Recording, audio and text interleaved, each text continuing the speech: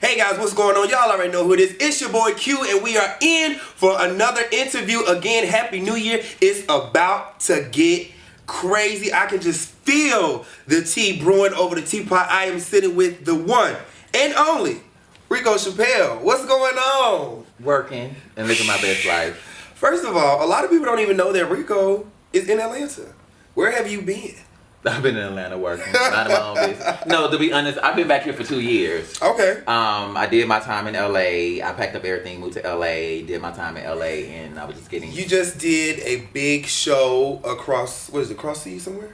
No, I actually won across seas. No, up in Canada. Up in Canada. I just won Stitch, an episode of Stitch in Canada, and which was amazing. I mean, I went up there, gave them the whole down south flair and my whole personality, and captured the prize and got my coin. So before we get into you winning and all those amazing things, and before you became Reco Chapple, let's start back to your love of fashion. Where did it come from? Because this is all I know that you've ever done. So tell the people how long you've been doing. It's going on 19 years. Well, it's 19 years. Mm-hmm. I started when I was little. Mm-hmm. I'm fourth generation as far as being able to sew and design. My mom was an artist. My dad was an entertainer and club owner, entrepreneur. And when I got behind a sewing machine for the first time, which was introduced to me by my first boyfriend, and I just kind of knew what I was supposed to do. Okay. And then what really got me when I was able to make like $75 off of one dress. One dress. No, actually, it was a swimsuit. So a girl that was dancing at school. I went to Tennessee State University, and I was hooked. I had 2 jobs. I quit both of them, and I was behind that sewing machine. So what you making on one dress, that's one people's paycheck per week back in the day. Well, back in the day, I mean, it was crazy because this was when that J-Lo dress came out when she wore the Versace to the Grammys with the V, and was you born? No, probably not. You probably was. And like I remember making that dress for a client for like $35. But for me, $35 for one day or half a day was dope because I had a job at Ruby Tuesdays and Express. What was the first thing you ever made? The first thing I ever made was like a teddy bear in the 8th grade, like in home ec, and then like for myself, I made a pair of beach pants running for Mr. Tissue. Do you make a lot of your own clothes, or do you still find yourself going to the store? To be honest, I'm very much a jean and t-shirt type of guy. I have made clothes for myself, but I rather I just don't get into all that. I just don't. I really don't. I mean, it may sound crazy, but when I do, I do. But I got my collection of black suits, and some I've made and some I bought. So I was laughing before we started the interview because Reco got on me about 3 years ago. So what a lot of people don't know, first of all, this is our first time ever doing something on camera. I think me and you only have one picture together. Only due to the fact of I used to be Reco Chappelle's store manager. Yeah. And that was a part of, we just didn't know pictures, none of that. Well, I always feel like when I'm working with somebody, I like to keep it private. I like to keep it separate from what I do. Right. But back to the jeans and t-shirt comment. The first day I came in to work, you remember the first day I came in? I had on a button-up vest. I had on a face full of Was it brown? It was great. He was like, whoa, them braids.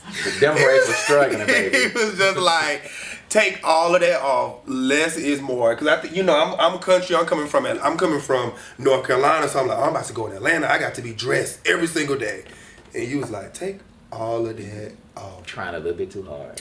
So let's move forward with you work with can you just give some of the names that you've worked with in the industry? Because you work with some names. How long we got now? I worked with Cameron Diaz, Tony Braxton, Fantasia, Niecy Nash, all of the Braxtons from Tamar Marshall to Wanda, even the mama, the daddy, even the kids. Niecy, did I say Niecy Nash? Nicole Ari Parker, Kelly Rowland, Michelle Williams, like almost. I did Candy's wedding dress. Work with that was Phaedra. A big deal. So let's talk about Candy's wedding dress because you did a lot of reality TV as well. You work with a lot of names. Let's talk about that moment on Housewives when you gave Candy. I think everybody's mouth dropped when you told her that you would give it to her for free. Well, because a lot of people don't know when Candy kind of was like, I called Candy a couple of, I'm rambling around, but when I created my online store, I had like $600 in the bank, and Candy was like, I need something where on Bravo Andy's Live or whatever, and then I said, okay, look, I'm broke, I need to make some money, and she said, this is what you need to do. I'm gonna wear this dress, and you need to set your online store up, and I guarantee you're gonna make some money. So that night when she said I'm wearing a Reco Chapple dress, House of Chappelle, like literally I woke up the next morning and had like $1,000 worth of sales. And so that short time of me working with her as far as styling her for that period of time, because I took Candy from her wearing the butch look with because I was like, girl, no shade, you look like very dagger tees. Yeah, that's very Lansatarian. And she was like, no one never ever told me that about, never told me that before. And I said, give me some long blonde highlights, get fresh and clean, and she was like, cool. And so that's how she kind of helped catapult my business to the next level. And then just for a favor for a friend and a great client, I was like, why not? I mean, I had a store. I had 2 stores at the time, a warehouse, a great online stores, and traveling the world with Tony. I had more than enough money. And so why not? Friends getting married. Boom. How many times have you seen that dress copy since she put it out? I mean, it's just like every prom season, the dress is knocked off every.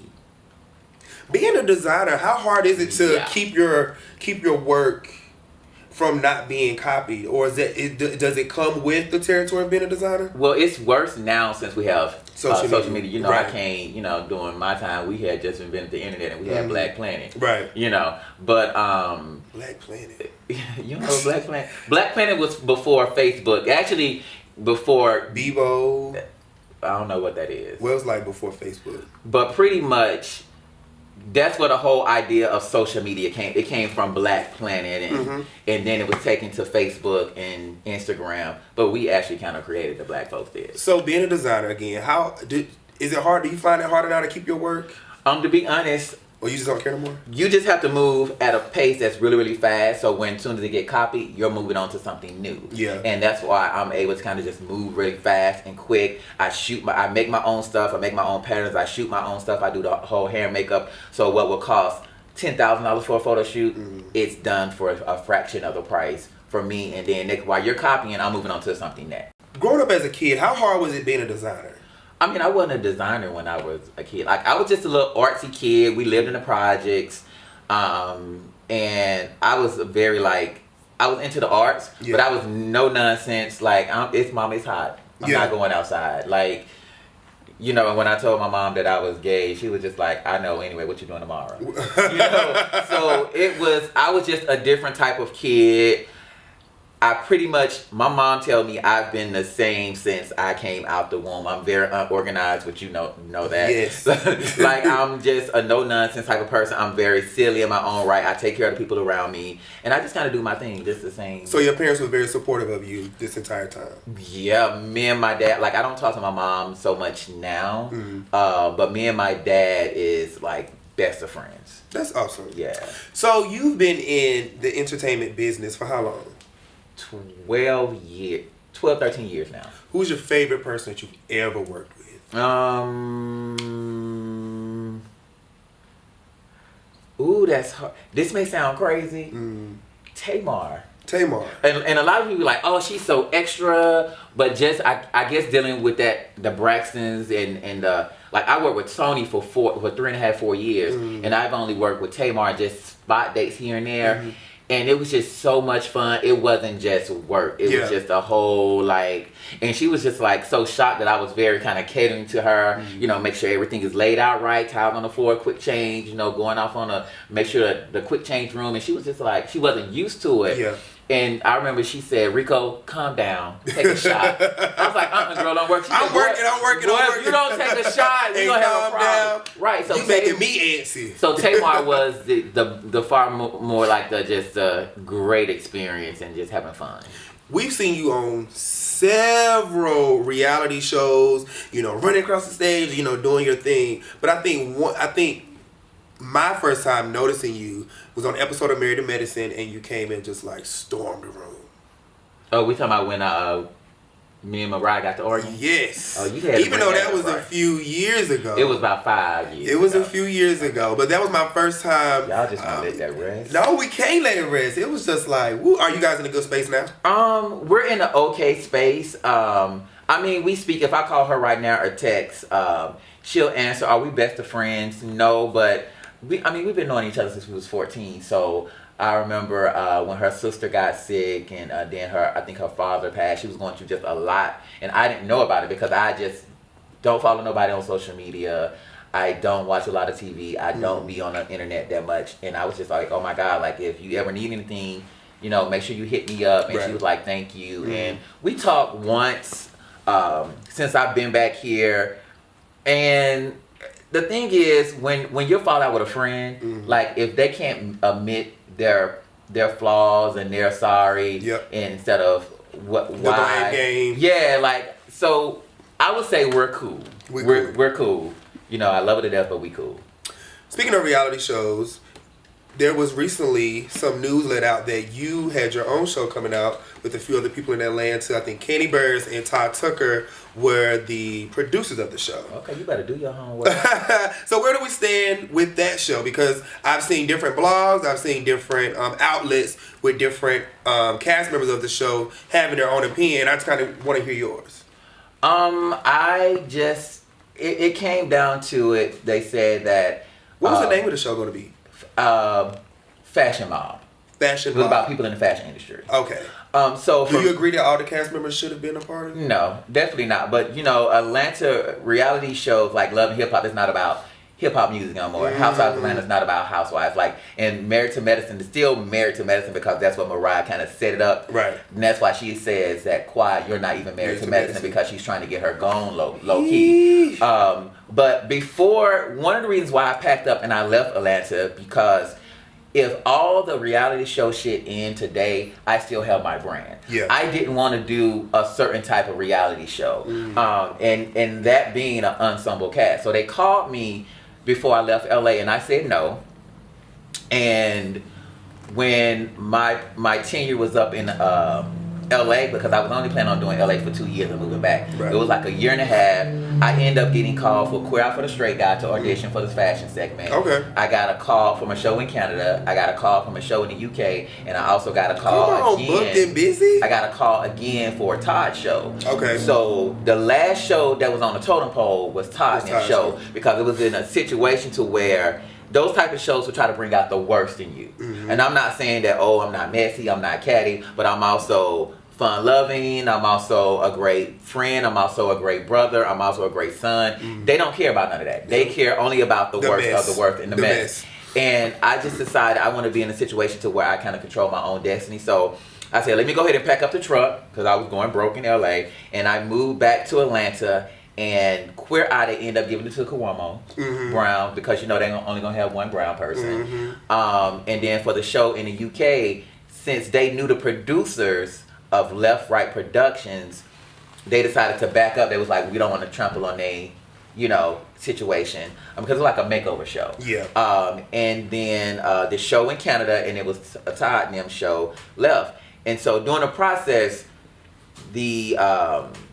we're supposed to start taping 6 months, then 6 months turned into 1 month, then 1 month turned into a year, then a year turned into this. So the contracts are kind of all over the place? The contracts was all over the place, and then for a person like me, I can't give you a year. I can't give you a year, because I'm known to make my money as floating around and doing shows. And when Married to Medicine aired, when I was on, like, I think it was season 3 of Married to Medicine, something like that. I was on the all of the episodes. I think in 1 month I made like $56,000 online. But you made how much money online? I made $56,000 online in sales, probably more than some of the cast members. And going back on to Married, what are you laughing at? That's good to me. That's good shit. It's good shit. But to me, to sell your soul and your brand out for $56,000, when I can make this sitting in my personal space. Literally, sitting in my personal space.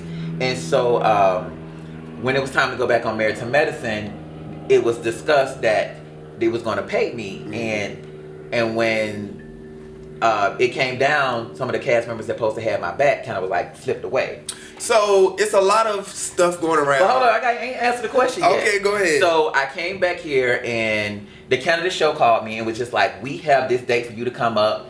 And it's the show that you just won, correct? Right, this show that we're gonna have you for 3 days and we're gonna pay you XYZ if you win. Which Only was, for 3 days. Which was $10,000. So the other show that Candy and Todd had, they wanted to pay you XYZ for a whole season. Yeah, right. And it was only $2,000 more than what they was paying me for 3 days versus shooting for 3 to 6 months. And when you shoot, you're pretty much a slave to them. Yeah.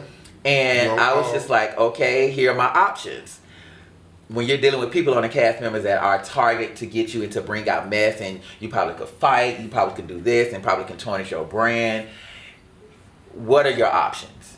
And so I end up, with them prolonging the show, I end up taking the show in Canada, and I end up winning. When I came back, I was like, y'all, I just did the show in Canada, and I did, I can't tell them that I won. And so my contract then needed to be changed because, unlike some members of the cast that never been on television, what? Come on, keep serving. Some members of the cast that never been on television, they were so hungry to sign a contract and take that, but I wasn't. And I was like, this, and that had to change. So about time, it was time to sign the contract. They was like, well, Reco, it's too late. We cancel the show. And I was like, I'm fine.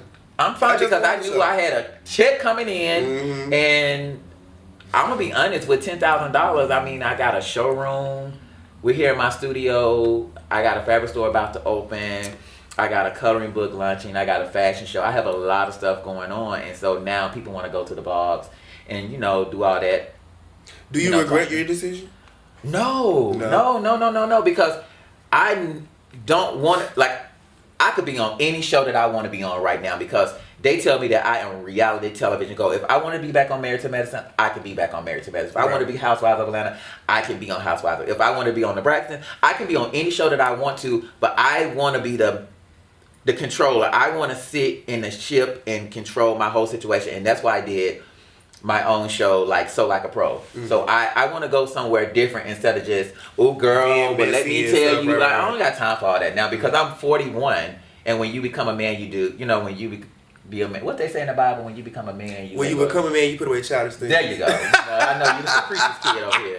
So that's what kind of happened. I mean, and unfortunately, the sad part that I hate about it was several people in the cast, and I knew dragging my feet, and I can't say about Marlo because I don't know what she was thinking. Because that's what the word on the street was that you and Marlo was taking a long time. Difficult. Yeah, you was being difficult to work with. Yeah, that's what the word on the street. They made it sound like, well, child, we go to any scene, we need ground transportation. Our contract needs to be this. Well, I mean, but when you think about it, even when I was on Married to Medicine, they paid me to be on the reunion. They flew me. They flew me out. They put me in first class, right. And when I did the Braxtons, and I was just like, you don't have to put me in first class. Put me in economy comfort. My Sky Miles gonna bump my ass on up. Right. And and when you're doing stuff like that, when you're at an airport and when you're going, it's not safe for you. It's not safe for people like me. It's not safe for people like Marlo because when you're visible like that, you get threats.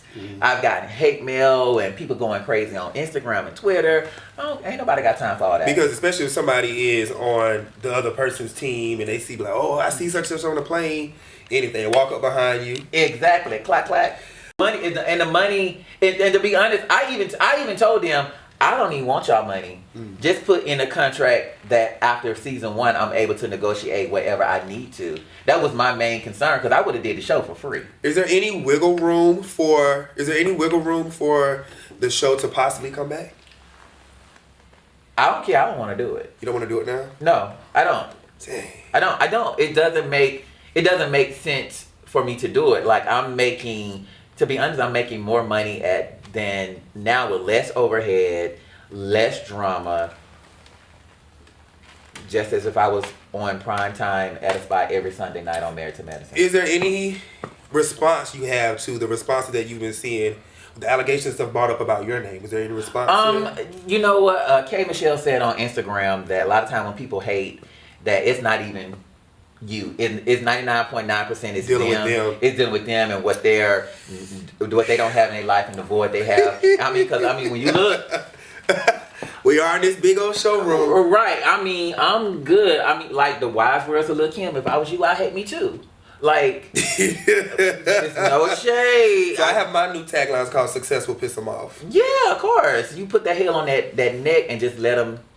And keep accelerating. And keep it right. Yeah. So I don't have anything to say. I wish. And let's be absolutely clear. This person we're talking about, Funky Dineva. Yeah, okay.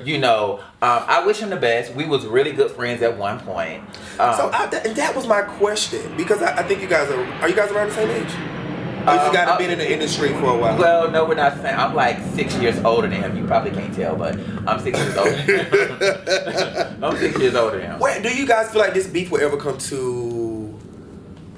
Like, do y'all ever feel like you get to the end of it? Is there a place of reconciliation? No. No, I'm fine. I have no problem with him. So, my motto, I have a motto about this situation too.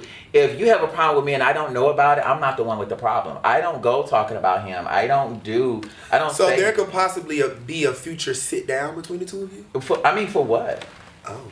Really, for what? Like, my thing now. My whole life has changed. Mm-hmm. I'm getting ready to buy a house. I'm getting ready to have kids at the end of the year. Congrats. I'm just moving into a situation to where I don't want no drama around me, period, whatsoever. Uh-huh. And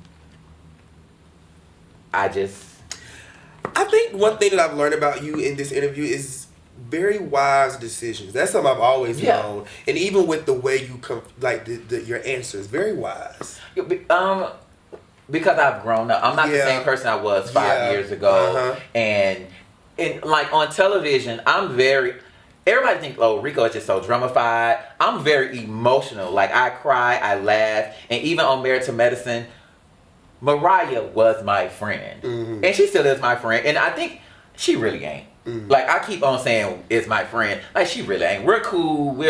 We at a good place. But that was my boo. That was, her mom fed me because my mom was on drugs. Like, mm-hmm. When I had no place to go in high school. So that was my baby. That was my heart. And just to see how everything kind of went down and transpired. And I'm just not the same. If I was confronted with that situation again, it would be handled so different. So let's talk about the show in Canada. How was it filming there?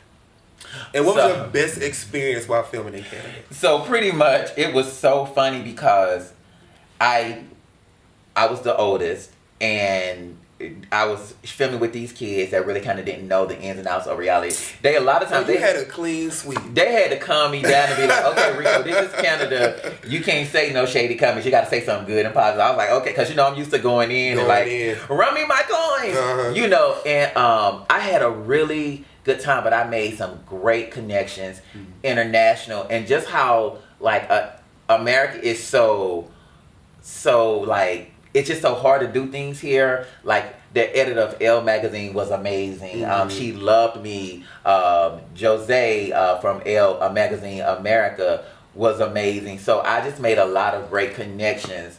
Versus here, it's just like really, really tough to kind of break through. What's the best food that you tried in Canada? They got the same stuff over there. They got the same stuff. Okay. Yeah, pretty much. And I was vegan, so I just made all my own food. And the show was already aired? Yeah, it aired in Canada last year in, I think, November. Mm-hmm. And actually, I'll be showing it at the fashion show. Okay. Which is I'm about to say, so we're going to slide on out of that stuff and let's slide into the fashion show. So this is like Reco's return to Atlanta, because a lot of people have not known that Reco has been in Atlanta for 2 years. He's kind of been under a rock and just been grinding. I ain't been under no rock. Well, you haven't really been out on the scene. Like, a lot of people haven't really seen you. Well, because the thing is, I'm going to tell you, I just had an interview with a friend of mine.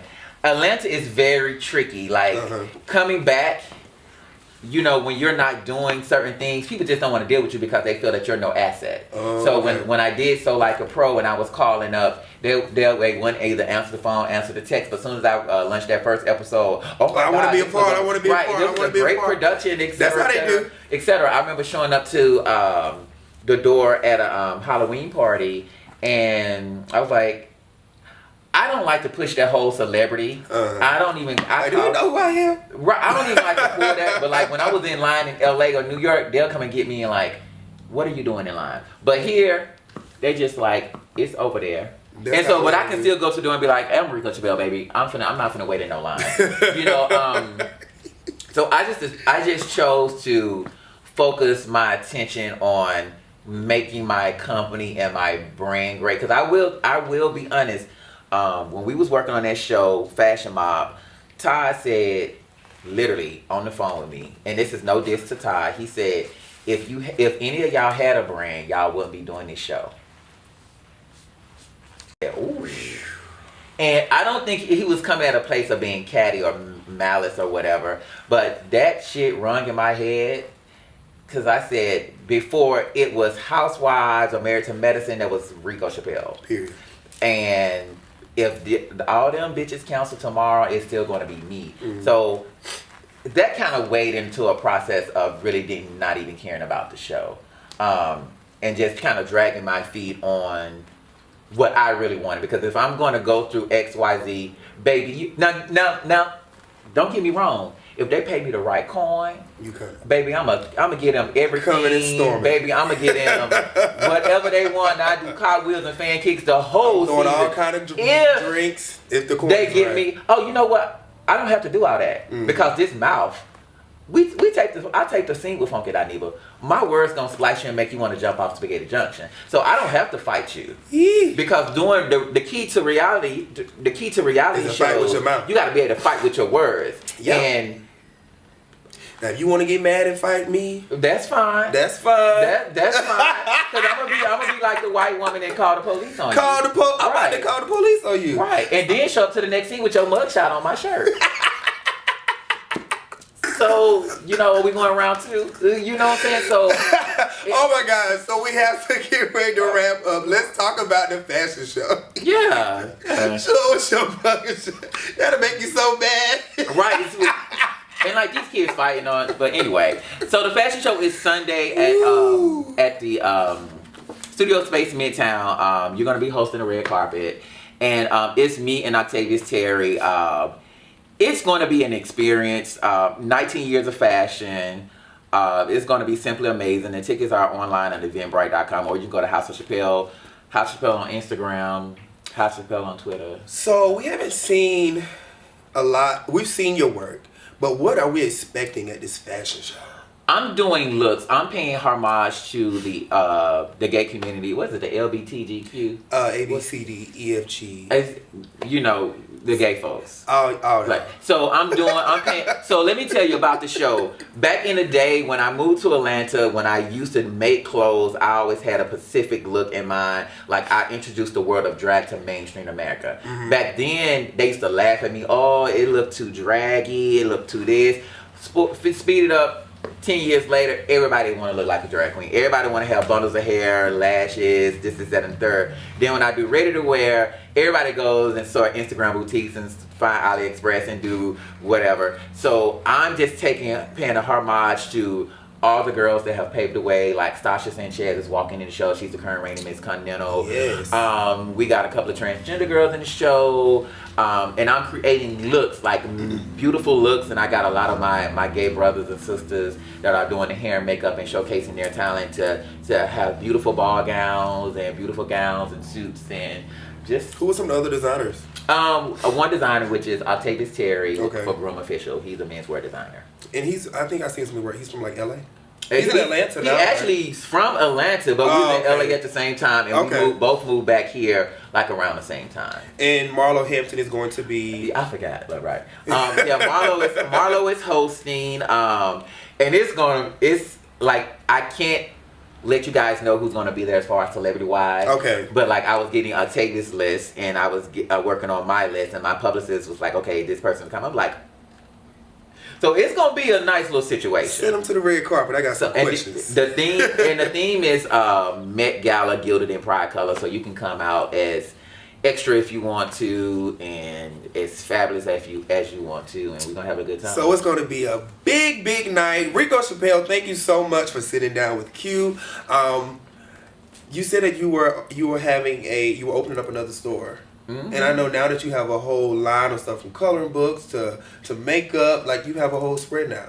Well, that was really a private conversation between us. But since you said it, well, at the end of the year, I'm planning on doing a pop-up shop. A lot of people keep asking me about a store, so the only way that I'll do a store if I'm in a mall type situation. So I thought about doing a pop-up shop in somewhere like Phipps for like 3 months to test it on out. And since I've been going back and forth to China, I've been introduced to manufacturers and supplies, so I'll be able to keep up. When I was here last time, I just couldn't keep up. Mm-hmm. Like the demand was so crazy, yeah, I could not keep up, and I was like, y'all, I'm tired. Well, you have to get a horse team now, because I think it's gonna be worse this time. Yeah, people are gonna be like, I'm looking for a team. I am hiring, and we'll see. But everything is going good, and y'all see the journey on my YouTube channel, House of Chappelle TV, and I'm pretty much.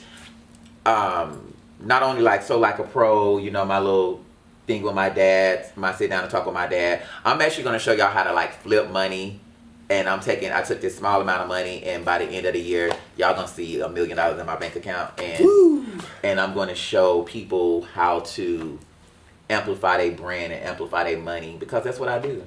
If I don't know how to do nothing else, I know how to make some money. Right. Period. Reco, where can we find you on social media? You can find me at houseofchappelle.com, which is my site. House of Chappelle on Instagram, House of Chappelle on Facebook, Twitter, Reco Chapple as well. And that's CHAPPLE.